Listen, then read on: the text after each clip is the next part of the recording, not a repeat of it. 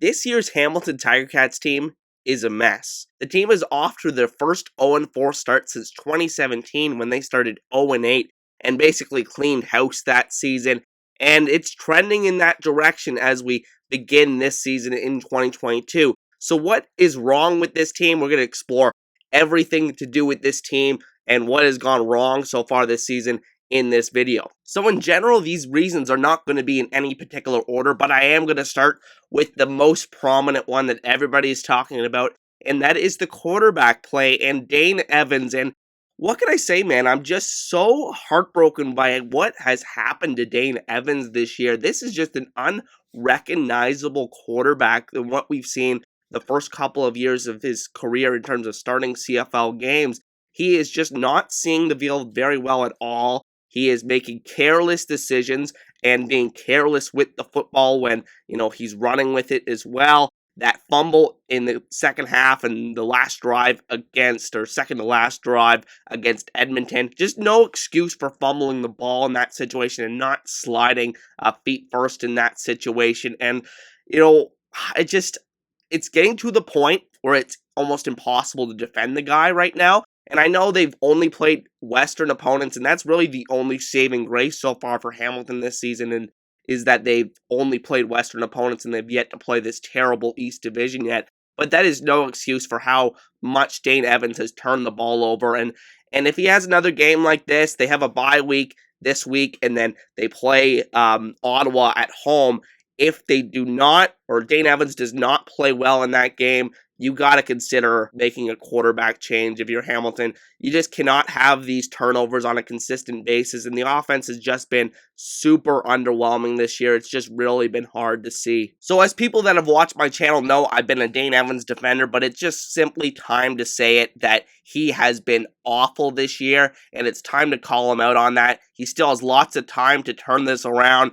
But, we need to see a win soon. We cannot see this team go to 0-5, 0-6, and people are just going to run out of patience at that point. So, this is just going to be a really, really crucial game after the bye for Dane Evans. But that being said, when you start 0-4 as a CFL team, it's not just going to be on the quarterback. There's so many other things wrong with this team right now, and I think one of the biggest reasons is the offensive line. I do not believe that they have started the same consecutive offensive line combination for any weeks this season, 4 weeks into the season. They're constantly reshuffling. They've had a lot of injuries along that offensive line.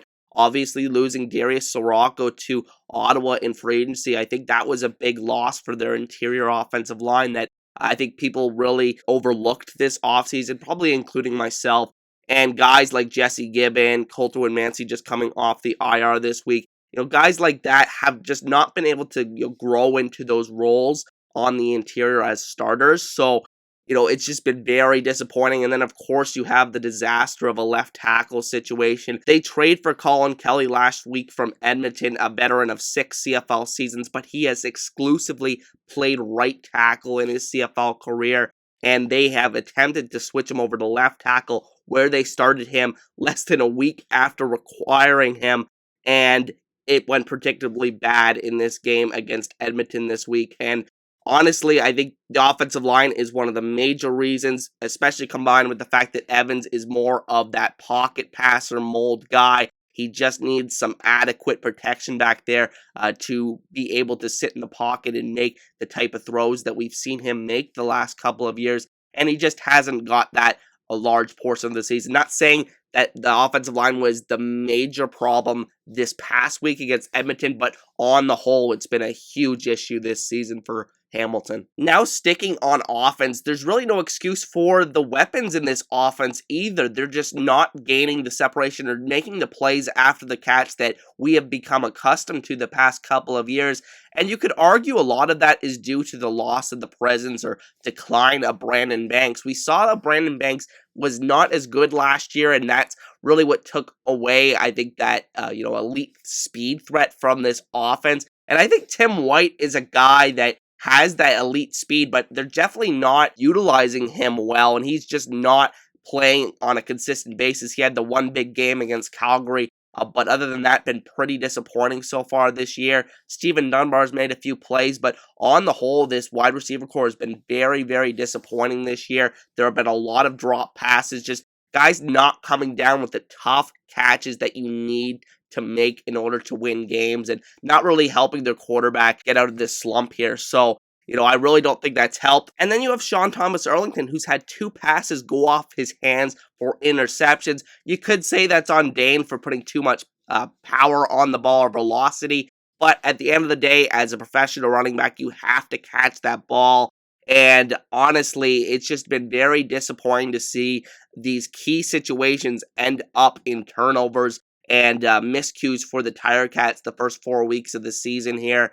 And I think a lot of this also has to do, it ties in with the offensive coordinator and the lack of common sense with a lot of the play calling. We're seeing a lot of plays where on 2nd and 10, they're throwing, a little screen pass that's, just not going to gain you the yards that's necessary to keep the drive alive. It shows you the lack of confidence they have on that offensive line and lack of adjustments they can make on that offensive line to really maximize protection.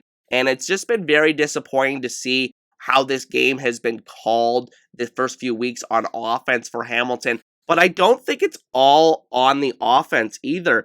I think that this defense, I think in general it's performed pretty well, but in the second half and the fourth quarter, it's been very disappointing. And I'm not pinning the game against Edmonton obviously on them. Obviously, the Dane Evans interception return for a touchdown really was the backbreaker in that one. But I think that the blown fourth quarter leads, obviously the Calgary game, just too many of those so far this season. And, in the past couple of years here, you go back to the regular season game against Toronto last year, obviously the Grey Cup game against Winnipeg last year. Very, very disappointing from the Hamilton perspective. It just happened far too often. And I think one of the main issues with this defense is that they no longer have that star edge rushing presence in Ja'Gared Davis that can really, close out a game for you and present matchup nightmare for opposing offensive tackles. And I think this is, a huge issue going forward that doesn't exactly have a huge solution. I think you have your best pass rusher who's an interior guy now in Dylan Wynn, who's a great player, but I think it's really hard to win when your best pass rushers are not on the edge of that defensive line, because it's just much more harder to replicate sacks and pressures from the inside of that defensive line. So I think that is a key reason why Hamilton finds itself at 0-4, unable to close games with a very consistent pass rush. And even though it's gotten home at times, I think it's been relatively lacking this year. And then I think Carriel Brooks has also been missing in the secondary. I think he is one of the best defensive backs in all the CFL, has yet to play this year. Alden Darby, I don't think he's been terrible at that boundary halfback spot, but I think Brooks, honestly, again, one of the best defensive backs in the league. And I think that, having him out there along with Jamal Roll, who those guys really worked really well on that side of the field last year, I just think that was just a huge loss, combined with the free agent loss of Ja'Gared Davis. Those are 2 huge pieces you're missing from this defense. I think the situational blitzes and lack thereof have been a problem as well for Hamilton. Just the decision making in that regard, when to send pressure and not, I think has been questionable as well the past couple of years here in Hamilton, and how they've called the defense. I think Mark Washington in general is a very good defensive coordinator, but I think, maybe in terms of the game management and the adjustments, I think they're just getting killed in the second half so far in this season. First half defense, in terms of the preparation, the game plan, been very good, but I think in terms of, the halftime adjustments, so crucial in football, and that's where they're really getting killed right now. And to circle back around to the team as a whole, I think that it really has to do with these second half meltdowns. I think if you look at all these games this year so far, they have generally performed pretty well in the first half of games, but they have just failed to make the adjustments. And I think that falls a lot on the coaching staff, believe it or not. I think you have to have some questions about Orlando Steinauer at this point, even though I would not even be close to considering letting him go with what he has accomplished his first 2 seasons as a, young head coach in this league.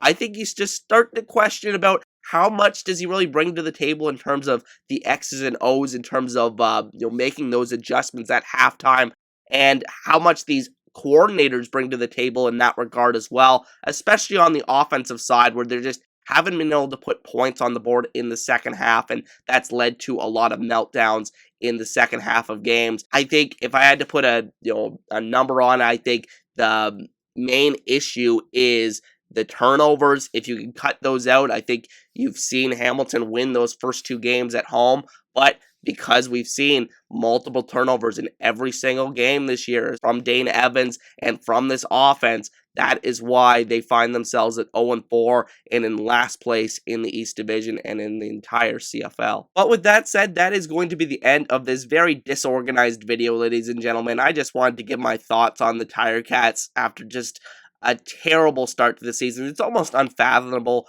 given how this team performed the past few seasons. And, it's just heartbreaking to see as a Ticats fan. There's just too much talent on this roster to be 0-4 at this point, especially given the games that they have been in. And I think there is still an opportunity to turn it around, but their margin of error at 0-4 has shrunk significantly. But with those things said, hope everyone has a great day, and I'll see you guys next time.